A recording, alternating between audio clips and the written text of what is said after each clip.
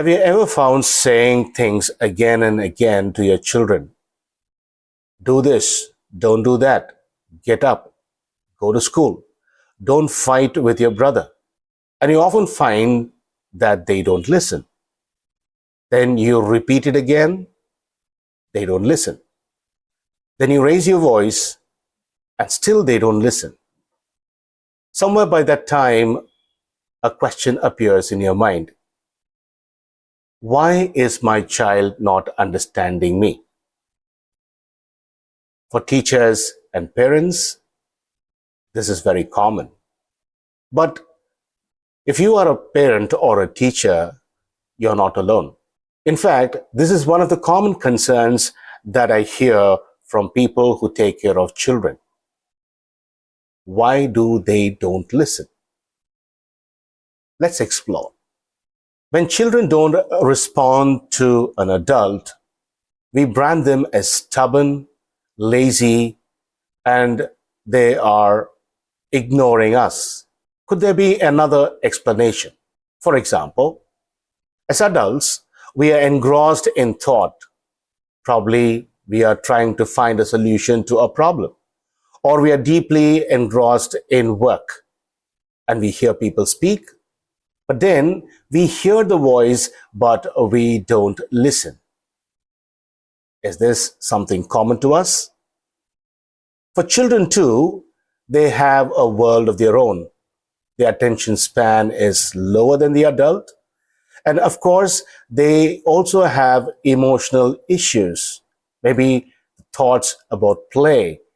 And more so, there could be a disconnect with the adult.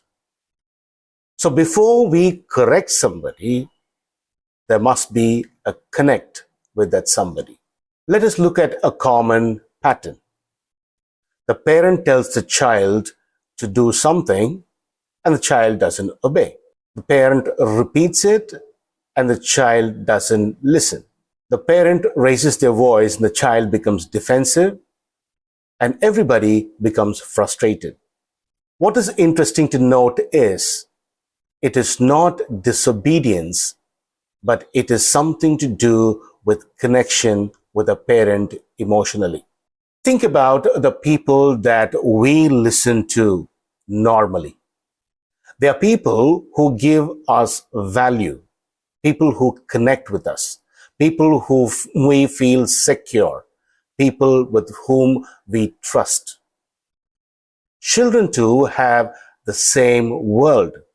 They connect with people who they feel secure. They also connect with people whom they feel safe.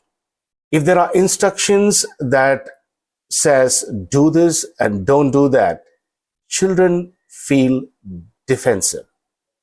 Children also feel there is a disconnect emotionally and a lack of trust is established. Therefore, they try to avoid what the elder is saying. This does not mean that children do not need discipline. Of course they do. Children need a structure. Children need help to set their own boundaries. But before we could do that, we need to create a rapport or a relationship, a connection with the children. So therefore, it's easier for them to understand what we are trying to communicate. Let's connect this idea with psychology. According to attachment theory by Bowlby, when children feel safely connected and emotionally secure, they tend to communicate better. They tend to work better. They tend to be less anxious when they relate with adults. Does that mean will they obey every instructions? Absolutely not. But in most cases, they will.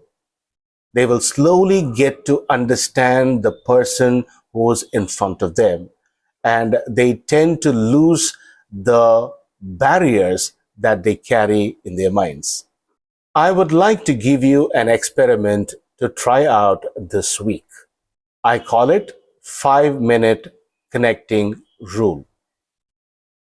During this week, before you communicate to your kid, try to be with them. Try to ask things like, how was their day? How are they feeling? Maintain good eye contact. Let them feel connected. You will be surprised when you give your instruction, it seemed to work better. So today's takeaway is connect before you correct. In our next episode, we will deal with a concern that most parents and teachers are worried about: cell phone addictions. Until then, one insight, one takeaway, one better conversation. This is Better Minds by ATMANAM. If you like this content, please do subscribe, share, and comment. We'd be happy to know your thoughts.